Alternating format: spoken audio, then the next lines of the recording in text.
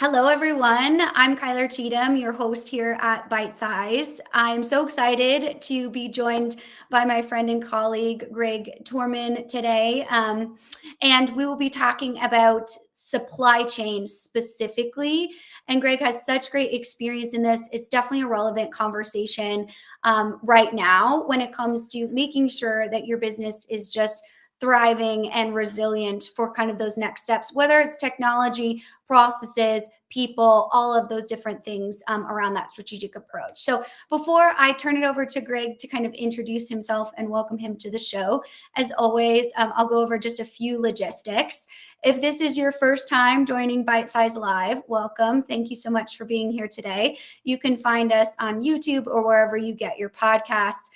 You can also drop whatever insights or questions you want to share in the comments today. It aggregates from each platform and we're able to see all of those in real time. That's kind of the cool part about these types of conversations. Is being able to kind of engage in them. That's overall our mission here at Bite Size, is to add more transparency. There's never one way to do technology implementations. So it's always very helpful to exchange ideas and see what's best for your business. So with that, Greg, thanks so much for joining us today. We're so happy to have you. Will you say hi and do just a quick introduction to our audience today? Sure, Kyler. Thank you for that. So, hello, everyone. My name is Greg Toornman. I'm a currently freelancer after working 20 years in the agricultural industry and about 10, 15 years in automotive and heavy truck prior to that. Currently focusing on what's happening in supply chain today and helping organizations build on that to be better prepared to support their organizational growth, customer experience, as well as have a little bit of fun along the way, which is very important Yeah. these days. Absolutely, absolutely. And you've had so much experience really in industry, really revolutioning supply chains when it comes to looking at what the impact had, whether it's, something that is a global impact like COVID or, supplier issues and diversification using AI. I think it's just a wealth of experience today. So before we kind of get into the meat of it. Can you kind of define what a value lever is in supply chain today and what that really looks like for businesses? Where do they know that they need to focus their energy, or where are they seeing any gaps? How do they kind of define that? Sure. And I'd like to start from where are we coming from collectively, Yeah, right? And if you yeah. think of supply chain as a function or a group, historically it was very tactical and execution oriented and kind of in the backside of the business. COVID really introduced a different perspective on supply chain across the globe in many of the C-suite, offices, which was Mhm. great, right? And I think what really it set the tone for is wow, the supply chain can enable our business to succeed or Mhm. potentially not succeed as our plan. Mhm. So in looking at that, what are we seeing? We're seeing, organization supply chains evolving from that reactive firefighting chasing, where you've got a lot of heroes and people that have tons of experience and Mhm. working knowledge between their ears, to one that is forward looking. Some Mhm. of that is tech enabled, right? Organizations that see how is it that we can prepare a supply chain to support a market growth initiative that may be expansion. It might be new markets, Mhm. it might be new products, could be new customers. And with that, how do we design our supply chain to evolve into what I call a value chain? One that Mhm. understands value in the eyes of the end customer and through the organization. And Kyler, how is it that we design a supply chain? And typically it's kind of a vanilla spread if you think of where we're coming from. But now as organizations are becoming a bit more complex, different brands and markets and how they want to support those markets, the question comes up is, do we have a vanilla spread or do we need to have a little bit of a segmented setup based on Mhm. different channel to market strategies? I'll Mhm. pause there for a moment to digest that. Yeah, absolutely. And I think that the thesis of what you're saying is a specific supply chain strategy that is, in support of those enterprise goals. I think a lot of times what we had traditionally was more of a reactive supply chain as opposed to that proactive. And often we didn't see it as a real value driver to the business, right? We saw it as something that we kind of had to do, right? We have to get the product in here, we have to get it made. And this kind of turned our thinking and reframed it into how do we actually use this and leverage it to make our business more competitive, more efficient, find money, be more successful, all of those different things, which are so critical that you kind of touched on here. And that's such an important kind of piece to set the stage of what that looks like. And I see a lot of these questions coming in, so thank you so much for already tuning in with all of these questions here. I will get to them and kind of bring them into our conversation. As always, if I don't get to them, I'll go back and answer them. Our team will in within the hour after our conversation here. If you're joining after our live, just a reminder, you can still pop your comments in there. So let's go to one of these questions. It's actually our first one to come in, Greg, and it kind of talks about that chasing of visibility. A lot of what you said is chasing, right? We're trying to create this value chain, as you mentioned, which I think that term is we should just replace supply chain with value chain because that really should be the focus. Is everyone's chasing visibility? What separates companies that see from those that act? So basically, we're saying here, how do we take that visibility and make sure that we're using it to create actionable strategies in the business? Sure, sure. Well, I mean, the one resource that is very expensive is time. So if you think about reactive, it's very expensive to reactive when you don't have any time. So if you're able to identify some of those forward-looking potential risks or actual risks as close to that event happening as possible through your visibility tools, whether that's your some cases could be paying attention, to what's going on. Mhm. Other cases could be disruption along a transportation route. Other cases could be weather events that are affecting your supply base or customer base. The faster you're able to one, identify that ideally potential risk, two, have your operating culture that's going to see that has a playbook of what do I do? Who do I contact? What specific play do I call out in order to one, optimize time that will two, offer you as an organization and your value stream possibly options that will then number three support the objective of what you're trying to achieve. That's getting product into your factories, getting Mhm. products to customers, whatever it might be. But managing that aspect of time is quite important. And I'm sure we're going to get into some examples of that here shortly. Absolutely. And so we look at time and kind of digging into that. How important is kind of that constraint based scenario modeling Mm. for these types of businesses? I assume it's pretty critical to know how much time that's going to cost you or really understand what to do so that we're not firefighting as much. I think there's always going to be some level of firefighting in supply chain, but we kind of understand what proactively we can do in those Yeah. types of different scenarios. I mean, Kyle, this for me is probably one of the biggest levers, value levers that an organization can bring into their suite of offerings. And what I call is the pressure test, right? You've Mhm. got your playbook, you've got your demand horizon, you've got, your inputs from your various parts of the organization.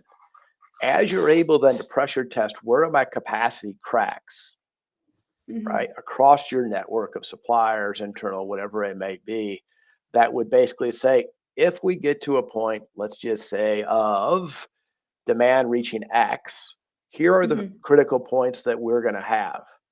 What is the time required to capacitize or expand those sources? Could be a new supplier, could be new machinery, whatever it might be. But by identifying what you need to do, how much time you need to take, what's it going to cost, you can prepare your organization to take proactive decisions as your demand environment starts to become a bit more clear, Mhm. or as your sales and marketing teams have a strong confidence level that that demand plan is going to become reality. And you think about what does that affect as an organization, right? It's challenging when you have to, firefight to get approvals Mhm. internally, externally. But if you have time, back to the most one of the most critical resources, you can work that through your organization. Allow your finance teams to understand the capital investments that may need to happen, your purchasing team to work with external suppliers, your internal manufacturing teams to find ways to get, 2 or 3 more % per day out Mhm. of a factory. And by managing that proactive view through your playbook, you identify those potential risks. Back to the visibility topic we talked earlier, right? Mhm. Absolutely. And so, kind of digging into an example of that, I think it's always helpful. Like all of this theory always sounds good, but until we actually understand how to look at that and how to, understand our scenarios, what do we have to do to be able to do this types of scenario modeling? Do we need specific data? Do we need certain visibility? Do we need the right people in the right seats? Like, what do we need to do to start making our supply chain more valuable? Sure. I think probably the first and maybe one of the most important things, Kyler, is organizational alignment and why it's important, right? That's At the end of the day, it's about the customer experience. It's about the cost. It's about the internal team kind of happy factor as some key things. And the more effective that organizations are at one, being aligned at what it is we want to achieve, that then allows the next stage or the foundational elements of data, right? Because data is going to be the backbone of any type of, call it, well, scenario planning, digital twin. There's a lot of different mhm, words for it today, mhm, but data is going to be the first piece. The second element is going to be the connectivity across that value chain. How is it that you're able to work with your internal factories and your external sources of supply, your partners, in mapping out what my current capacities are today, or collectively ours? mhm, And then with that, understanding as the businesses are evolving and adapting, what's changing to those available capacities.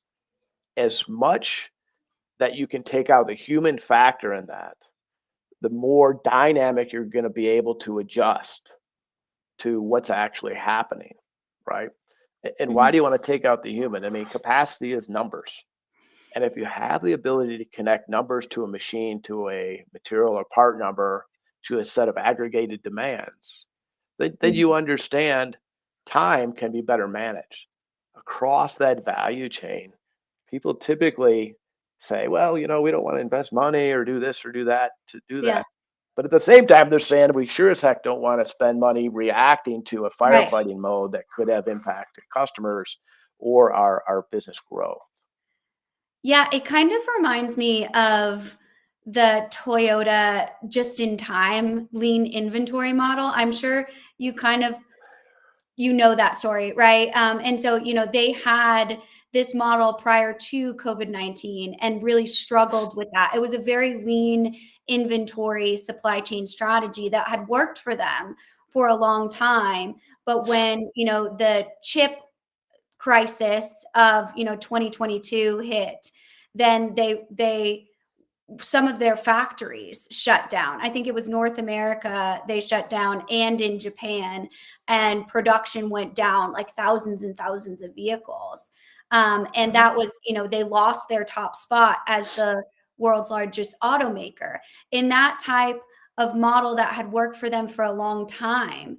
And this now change, obviously, a global pandemic is quite on a macro scale. But I think that that's an interesting example to look at how your supply chain needs to be a bit more agile. Would Mhm. you agree, or what would your analysis be of that? For sure. I was born into that kudzu out of college, so I understand it very well and remember it because it's ingrained in you once you Yeah. do it. And it's a great process overall. But Mhm. that was part of the kind of reflection, I think, where COVID started it, and then that propagated out to a series of other black swan events that allowed CEOs to really accept the fact that things are changing. And it's no longer about what is the extra cost going to be to carry an extra, Hmm. Y number of days in inventory, but versus what does it cost us if we don't, right? If I have a single source of supply Hmm. located somewhere, let's say wafer growth is being done in Malaysia, and something happens there outside of their control, do we have a fallback plan? And if the answer to Hmm. that is no, then what are the potential risks downstream? Losing market share is something that most CEOs and their CEO suites don't want to have to deal with. Hmm. So again, managing time to be proactive, that's not free, but that's understanding across the value chain the risks of not being able to manage a single source in a way that effectively supports your business. Hmm. Absolutely. And that, I mean, that's so well said, and really understanding those different what if and scenarios, right? And I think this question I like here from LinkedIn too is, what value lever and supply chain design is the most underutilized today? I'm curious your answer to this question. I would say, Kyler, that there's a number of them, first of all. Yeah, And, right. and really, it depends on where an organization's supply chain maturity, organizational maturity, and the further up that maturity kind of stage or wave that an organization gets, they evolve their supply chain to value chain organization. And with that, to answer your question, it's understanding the customer needs. What are we as a seller of products or services in terms of importance to that customer? What is that customer's ability to grow and what are they trying to do so that Hmm. we as a supplier can be prepared with our capacities, with our Hmm. responsiveness, with our lead times, whatever it might be. But it's very much a strong relationship, right? That has very much, I won't call it completely open books, but aligned long term fundamental alignment on where is it we collectively as a partnership want to take our collective business, Hmm. and ensuring that you've got capacity in place and not leveraging that capacity to 99% utilization. That's a perfect world, right? That's the Hmm. just in time that we grew up on in many Hmm. cases. Hmm.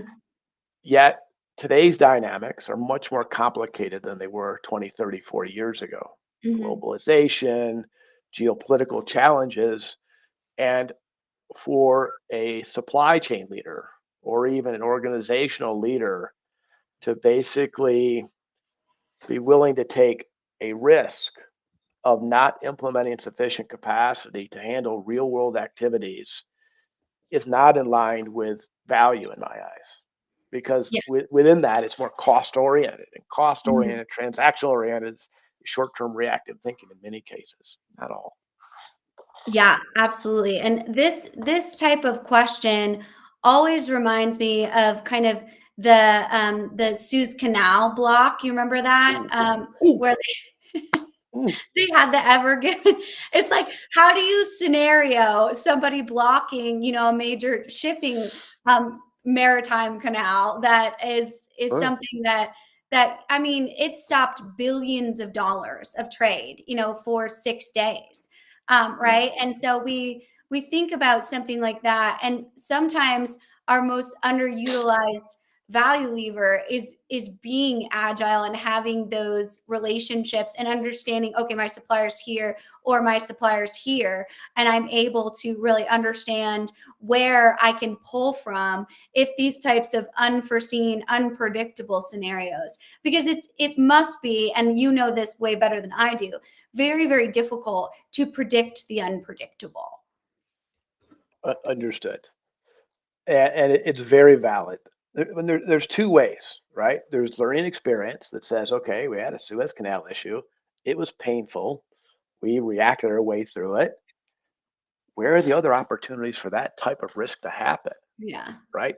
If you think about this past week, in the Middle East, right? Mhm. I mean, we could see oil stopped. What would that do? Yeah. That would do a lot of things to Yeah. Yeah. global economies. Mhm. So when you learn, you take each one of these events and you utilize that with your teams and your organization as a learning moment. An Mhm. example would be the Baltimore Bridge, Yes. right? Oh, great You know, example.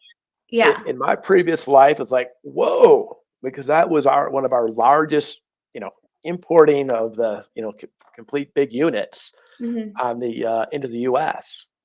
Well, the interesting thing on that was we had experience and were prepared with our very we I call adaptive resilient supplier by the name of ACL. Mhm. That morning had already redirected our loads to be unloaded in, Wow. I believe it was New York.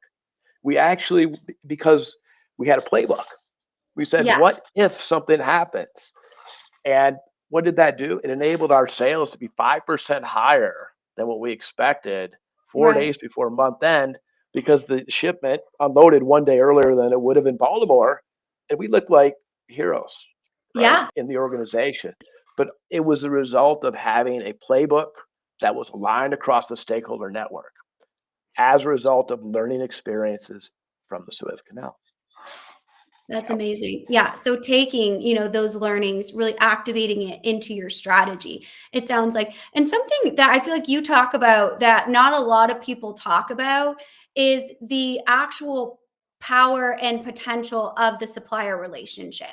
A lot of times our relationships with suppliers can be seen as something that can cause a lot of issues, right, for the business, but you almost see them as a partner, a business partner that is proactive in planning with you, as opposed to something that's hindering your planning. Can you Yeah. talk a little bit more about the importance of that? Absolutely, and it kind of ties back to the Toyota, right? The Toyota Mhm. Kritsu, the way that the Japanese. I mean, that's a stronger relationship or Yeah. network of trading partners, right? So let's go back to a story of COVID times, right? And I remember sitting on a plane in Shanghai, getting ready to take off on December the 6th, 2019, and Mhm. my Asian supply chain lead called me and said, "Hey, we're hearing about something going on in Wuhan area. We have two Mhm. suppliers. Da da da. Okay, let's monitor it, see what happens." And then a few weeks later, we find out what government regulations were requiring for businesses to continue to operate. And what Mhm. did we do? We immediately started gathering PPE from around the world, from North America, from South America, from Europe, and sending it to China. And Mhm. we had that just stockpiling in our warehouses. And I'm getting hammered. Why are you doing this? I'm like, you'll see. Mhm. And then what we were able to do as the Chinese government was, releasing the protocols for what organizations had to operate in a safe environment, we were able to give, not sell, give to our Yeah. supply base PPE so that they could run our product first, but then operate their business, right? Absolutely. That comes with a organizational approach to how we're going to run things, and it was a win-win in the end Mhm. for us. We could go on, I could talk a whole bunch of other stuff on that Yeah. topic, but I just wanted to Yeah. give you an example of why that is an organizational decision on how it is are we going to drive our collective supply chain Uh-huh. support, right? And it was phenomenal. And that played itself out in Europe and North America and South America then when our China team was able to aggregate product and distribute that to those areas. And the same thing happened. Lots of I mean, write-ups about that. yeah, that's incredible. It certainly is. And again, I think the biggest piece of that is not only proactively moving and gathering and garnering all of these different things and offering them to your supplier, but more of that partnership piece. You knew you needed them, right? You knew you had to show up as a partner for them, so that they could get you what you need. And I think that type of mindset of bringing them into that more partnership is something that is definitely the supply chain value chain, right? Kind of what you talk about. They're part of that value.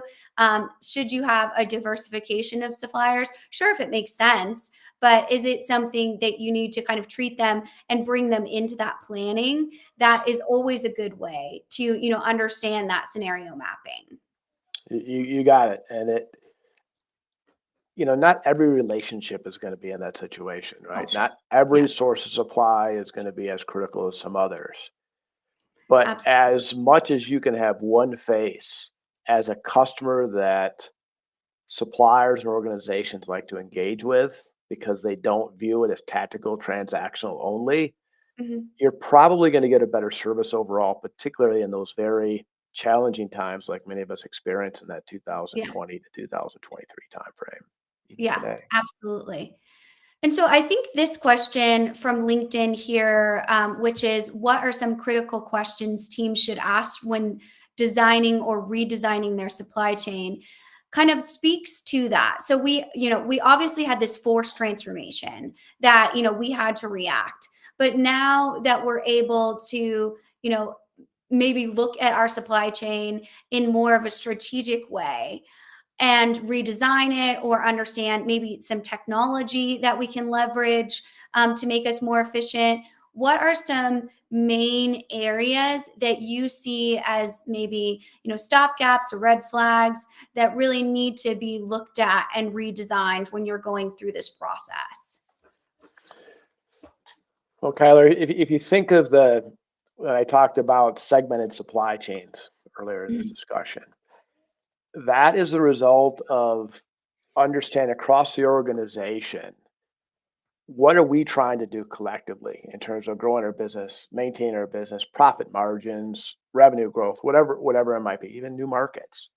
mhm, And having that supply chain design that supports that, because that's how we expect to grow our business. And growing our business means supporting these type of customer expectations. mhm, Different, call it product levels, maybe a higher premium product that customers are willing to pay a premium for because they feel confident that they're receiving more value than what they're paying for. mhm, Then your ability to design to say, okay, these customers are willing to pay a premium. We need to ensure that they will be able to have product. And in the agricultural industry, having product is somewhat a little bit variable based on weather conditions and things of that nature. So you have to be prepared. You have to be resilient in some cases, adaptive to what is happening with weather conditions. And as a result, build in enough sufficient capacity, again, not free, mhm, to support that. I would say that would be one. Number two would be taking a look at, how many suppliers do I particularly have mhm, for a critical component? Pretty similar to capacity, but mhm, maybe now you're taking the perspective of maybe there's some geopolitical risks. So now I want to maybe have something in Asia and maybe I want to have something else in the mhm, Americas that I can then utilize in case. Call it insurance policy. mhm, So, overall, where I think about redesigning a supply chain, some of that is reflective of where did we get burnt in the past? mhm, Some of it is proactive, where are we going? And three, then, where do we need to have the insurance policy just in mhm. case? And then build that in. That's either capital, that could be, in the form of inventory or machines. Absolutely. And speaking of that kind of capital, what about those driving capital efficiencies through supply chain? So not only kind of optimizing your supply chain, but finding capital from any sort of inefficiencies in your supply Mhm. chain. Sure. So there's some topics we talked earlier, and we talked about the digital twins and scenario planning. So if you have the ability to see across your network, internal, external, to see where do I have available capacities that I'm not utilizing to the level that I want to utilize them to. You as an organization can take the decision to say, am I willing to pay maybe a little bit more freight cost to get it from South America into North America compared to spending, millions of dollars in new buildings and machines in the North American market for some demand that might only be 6 months. I mean, you don't know. So Mhm. I would say one, the ability to understand your capacities in a connected, digitized way, a very effective way. The second element of that, Kyler, is going to be along the lines of how are you managing your processes, Mhm. right? And within that, where can you bring AI to speed up decision making that would then allow decisions to be made faster and subsequently maybe not requiring as much safety stock in certain Mhm. cases, right? Mhm. Of the inventory. Maybe a third element in terms of the capacity piece or capital piece would Mhm. be looking out as we talked about, and when am I going to need to buy new machines, new invest in new buildings, add a supplier that enables your finance team to say, oh, in 3 years' time, right now we forecast we have to spend 200 million on X, Y, and Mhm. Z. Mhm. What is it that we potentially can prepare for as Mhm. far as cash flow allocations or whatever it might be? So by having more time, you've got, as we talked about, the ability to make different recommendations, allow senior leadership to take decisions that are, you know, in line with other activities going on within the business, M&A or expansion, whatever it might be. So Mhm. it's a complicated question because all too often we think about historically just reduce the inventory, Yeah, right? maybe. Maybe, Yeah, but right? right, what are Yeah, your insurance policies then that protect exactly. you and your value chain from possibly having that bad experience? Yeah, absolutely. I mean, and as you said, each supply chain is so unique, right?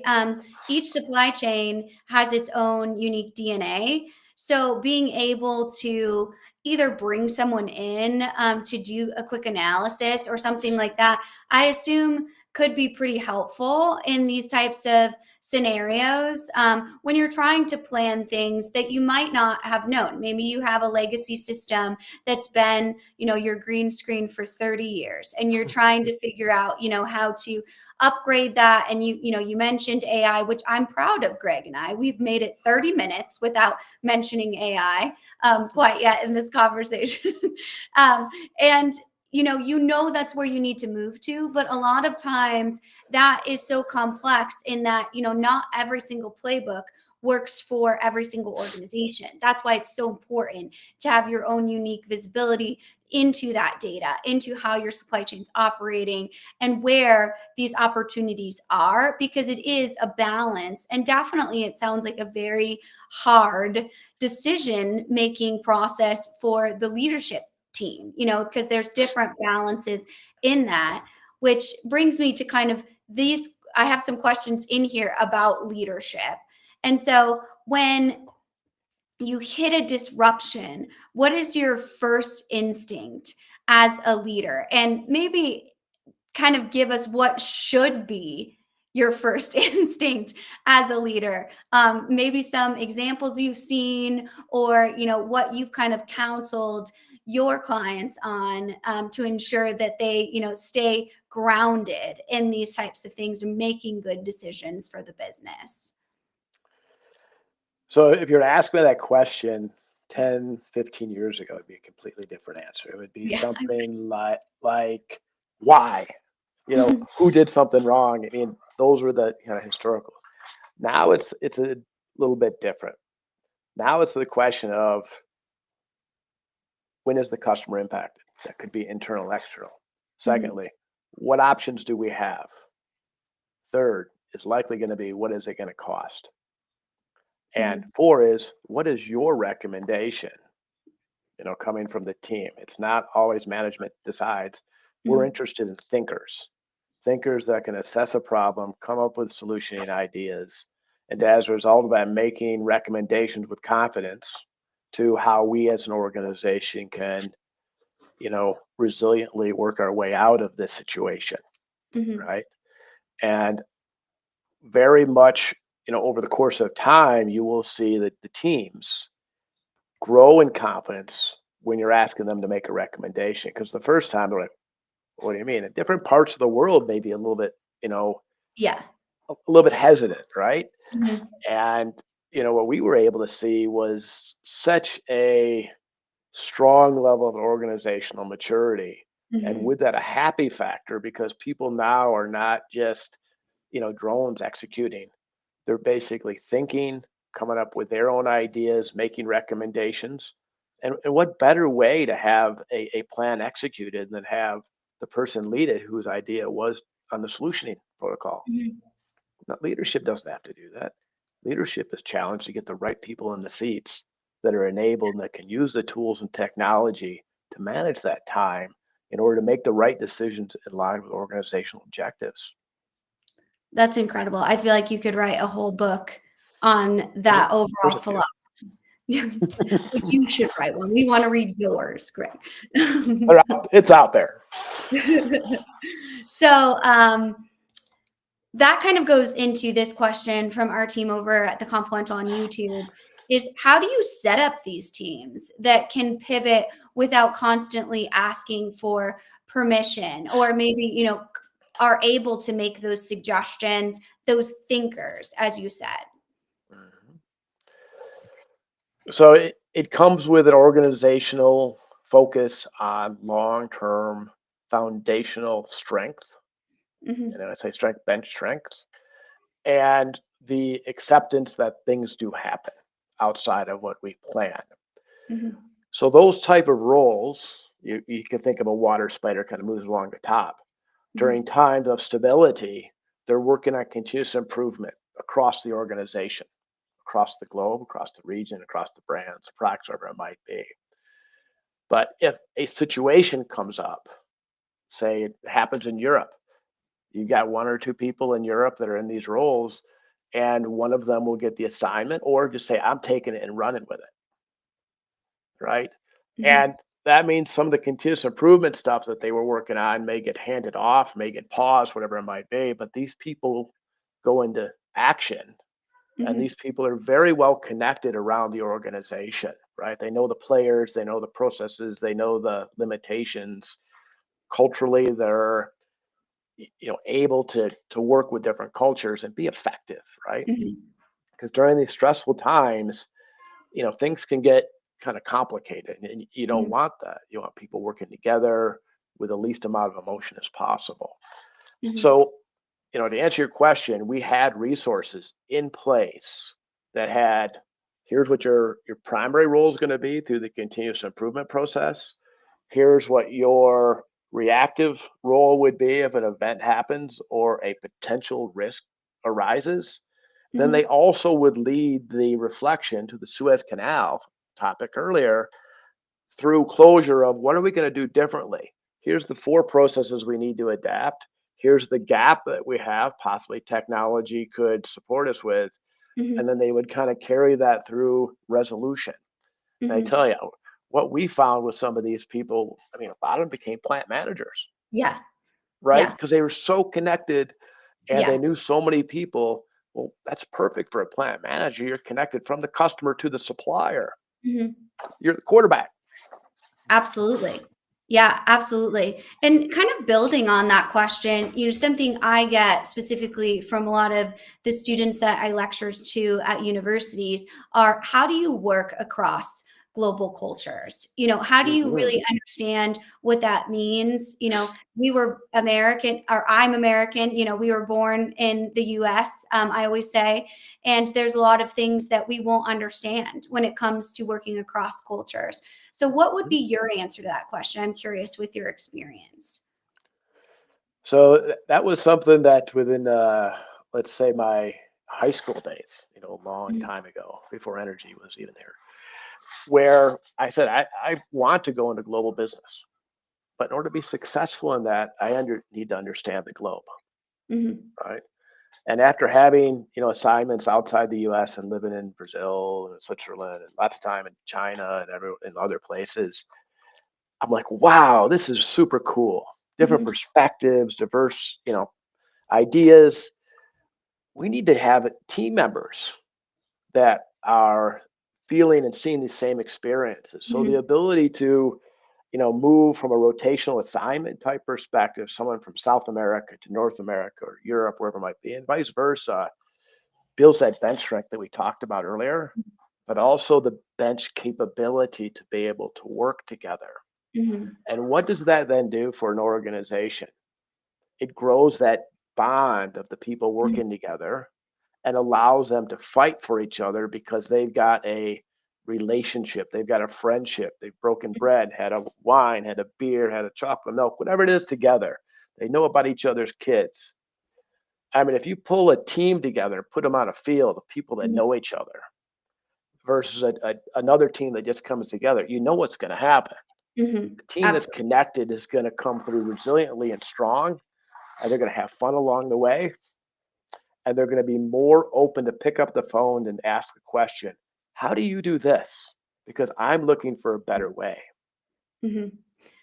Yeah, absolutely. I think that's so well said. Yeah, I was talking to the head of HR analytics at Lockheed Martin, who'd been there for Ooh, 30 years, and he had said I had asked him, what's the most important metric that you measure, thinking he's going to be like attrition or all those different things, and he said trust in a team.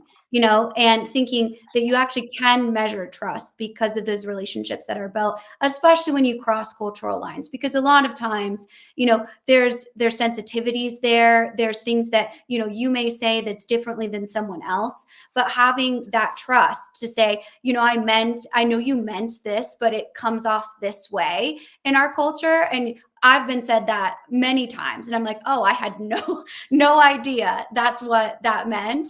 I always think of my South African colleagues, when you say how's it, like they say how's it when they jump on a call with me or anything like that, but that kind of means like, what's up, bro? Like in an American talk, it's not a professional speak. So when we get on the call with the client and I say, how's it? They're like, ooh, you wouldn't want to say that in that type of situation. But because we trust each other, they're able to say, hey, Kyler, that's not how, we would essentially address a colleague here with no judgment or anything like that. How would I know that? Right. mhm, And they are able to say that to me because of the trust that we've built in right. our relationship. So I think that's so well said.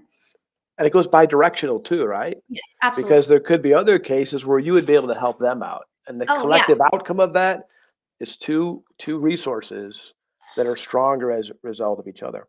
absolutely. 100%. So let's dig into, in the last couple minutes here, Greg. I'd love to hear kind of what you're seeing in the technology space. Our audience is very technically based, and I know you've been, involved in all of these supply chain transformations, whether they are forced by, the global economy or they're, being more proactive. So I'd love for you to talk about some of the innovations that you're seeing when it comes to supply chain specific technology. I mean, there's so much stuff out there today, and it's not I'm on step one and I want to get to step 10. It's not Mhm, one step, first of all. mhm, It's a methodical approach that says, how am I going to build foundational steps, basically demonstrate sustained capability to utilize the technology and the underlying data, right? And we'll come back to that in order to be prepared for the next wave of change, mhm, mhm, right? So maybe we come back to and I should have started with the data. Having an understanding of where your data is mhm. across your business is probably the first thing that organizations need to take a look at. Just the Absolutely. first thing is it standardized data sets, right? Mhm. Does everybody call, a orange, or do they call it something else within the system? All right. So the way the data, maybe you got to come up with some middleware, to have the data kind of a homologation, if you will. From there, it's a matter of what problem are you trying to solve. Typically, you won't answer that question until you understand the processes that you've got in place. And then with that assessment of how can technology make that decision faster, better, without a human touch, right? 24/7. And as a result of that, what value are we expecting to get out of that investment? Okay. So call that at a very high level. Mhm. Then from there, when you get into some of the really cool stuff in terms of automation or AI, call it what you want, you can repurpose those human resources that were not as fast, maybe Yeah. somewhat biased, to now be taking a different approach to generating value for the organization. Maybe they're spending time up front in sales and marketing talking about a product go to market strategy in 3 years that the supply chain is preparing for. And with that, then they work back as an outcome of bringing together a technology. And I can share an example of one, let's call it maybe 13 years ago, Mhm. where from a transportation perspective, right? Historically, I'm a supplier, I've got to ship something, I either load it into the system or I call somebody. And then that person does something, and the next person does something. What we were very successfully able to do is basically automate that. And as a result, when the supplier would load in that we call transportation order, it Mhm. would basically go into the sausage machine with everything else being, wherever it's going across the globe and come back with the tender automatically going to carrier number one. And they had so much time to accept it to carrier number two, then three, then four. And then eventually, if it got past five, it would go to six, which would be the brokerage market. That's Mhm. when a human would be involved. When Mhm. you're shipping thousands of transactions a day, you can take Mhm. the human element out of that. You can Mhm. speed things up. You then can also leverage the cost element, Mhm. right? More complexity. And as a result of that, have a positive outcome that typically improves your cost base, your speed of decision and execution, and converting your human from a administrator to a value contributor to the organization, Mhm. right? Yeah. Some of the things today, like the digital twins and your ability to look across the network. Some of the other things in terms of the automated decision making. So I've got an inventory shrink in my factory Mhm. in California. I've got shipments that are coming in from, let's just say, Japan, and I've got shipments that are scheduled to ship out tomorrow from Japan into a Mhm. sea container. Well, I mean, today you can basically make that an auto-generated decision that would, Mhm. in the middle of the night, generate the change Mhm. request to the supplier to say, okay, we have to air freight that product Mhm. instead of shipping it by sea. Humans may not even be involved in that. Obviously, you're going to have your rules based on cost and da da da, but you can structure it that way, Mhm. right? So those are some of the great technologies, and then you think about predictive analytics Mhm. versus backward looking forecasting, right? Mhm. What in my past life, what we were able to do was so phenomenal when you evolve to when does a customer want to buy versus Mhm. when do a customer need to buy Mhm. based on a whole bunch of data elements. But within that, the predictive analytics can basically tell you with very, very good accuracy when the customer will buy, Mhm. right? That Absolutely. has so many downstream advantages to your organization in terms of ability to serve, Uh-huh. right? As well as, have the right supply chain resources prepared. Yeah, absolutely. And those are, I mean, those are all such interesting innovations. I think about like DHL and their predictive maintenance and route optimization too. Sure, And those are things I always wonder, if those they always talk about, I think they reported something like 30% efficiencies gained or something like that around their predictive maintenance because there's less downtime, like you mentioned, sure. the downtime resources. When you have a larger supply chain that uses that big distribution channel, are those innovations, how important is your supplier data in that type of community? So kind of that shared data to be Mhm. able to have that type of visibility into making those innovations possible. Well, in the case of DHL, I believe you're talking about their trucking predictive maintenance, right? Yeah, Okay. yeah, yeah. So within that, if you think about it, we've got great experience in a different product, but Mhm, within that, with your onboard diagnostics, you're able to basically determine when will you potentially have an issue with a subsystem component, whatever it might be. The software then can basically say, okay, when is my next availability in terms of parts, mhm, maintenance, service bay, whatever it might be. and then flag that up to the operator, say, okay, you're going to need to have XYZ Mhm. maintenance services, parts replaced, whatever, within X number of operating hours. And by the way, here's a service bay, and the parts Mhm. will be available on June the 27th.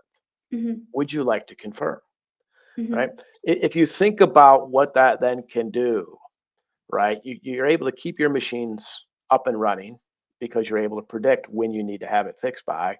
Alternate resources then can be dispatched to support that. Mhm. Customer impact is what? Nothing, as long as you act, Yeah. right? So, again, back to the ability to formulate recommendations. In this Uh-huh. case, it would be from software to an operator, a fleet manager, whatever it might be, to say, Mhm. hey, we recommend doing this so that you don't have a reactive problem, Mhm. even though you're reacting to a potential risk. Right. Mhm. So Yeah. it's there's so much opportunity out there for organizations to optimize their machine productivity as a Mhm. result of using data that's available to them today. That could be, a stamping press, machining center, a truck, Mhm. a tractor, a combine, whatever it might be. Yeah, absolutely. And I love the way that you positioned the human operator, because a lot of, those recommendations are simply recommendations, right? You need someone that's going to be able to strategically think, well, does that actually make sense? We also have things like AI hallucinations. We've seen that recently in one of our clients where they said, the part was in, aisle 42 bin 7, right, but the part actually wasn't there. It was stocked there a couple months ago, and they kind of AI filled in the blanks. Mm. And we need to be able to kind of understand that oversight, so having those thinkers still in that position while using technology as a tool is really, critically important to that overall success of that type of piece. I'm with you. I'm with you. Yeah. And it's probably going to be like that for some time, right? Yeah. I mean, we've all heard, oh, yeah, it's going to eliminate all these jobs. I Yeah. don't think so. I think it's Yeah. just going to unlock value opportunities Absolutely. that haven't been there in the past without a whole lot of incremental cost. So the investment into the technology is going to deliver better performance at the tactical execution level, then unlock the human resource to create more value. So the return is great.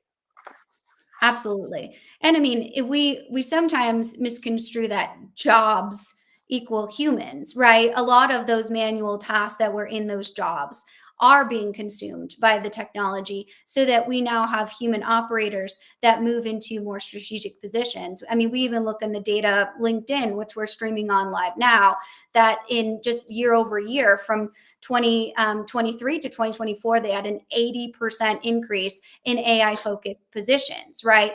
Those AI ethicists, those AI human operators, things that didn't exist a long time ago. So we'll see, how that goes within just the evolution of the technology and looking at those roles. But it's certainly something, to take a hard look at if you do have a supply chain, really thinking about how you maximize the value, how you are agile, and how you make sure that you understand all of the scenarios. And it sounds like that all really starts with data, is really that visibility. So It does. It's that first step, and again, you can't kind of go from step one to step 10. It's sequential. It's you've got to build your foundation with sustained results and what I call the process ingrainment into the organization to affect it. And then you drive your continuous improvement and ask the what ifs and how and all this stuff.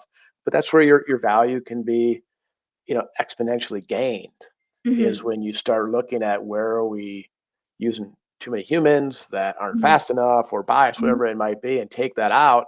Well, typically those roles aren't super happy with just being anyway. They're going to make Yeah, mistakes. yeah. So they're happier engaging with people outside. They get more visibility and they have a happier career, which Mhm. is very important to my point of having a little bit of fun earlier. Oh, absolutely. I mean, and that, that's how you keep people, right? That's how you keep those thinkers, is, to have that ability to have a little fun. So, and we That's right. love fun here at Bite Mhm. Size. So we so appreciate you joining us today, Greg. If our audience here does have any questions for you, how can they get in touch? It's best to reach out to me via LinkedIn. Cool. Absolutely. Excellent. And we have Greg's LinkedIn in the description wherever you're getting your episode today. But we really appreciate all of your great insight, Greg. This has been an excellent conversation. And we appreciate the audience, all of your great questions. As always, we'll go Get back in lots. and answer those and tag Greg so that he can add um, some additional color and share his insights there too. With Bite Size, you can find us wherever you get your podcast. These lives happen usually every week, depending on our schedule. But if you follow us on LinkedIn, you'll be able to get those notifications for these coming out. They also are consumed into an article that we write for LinkedIn and our newsletter. So definitely stay tuned for that. But with that, it was so great to have this conversation today. Thank you to Greg. Thank you to the audience, and we will see you next time.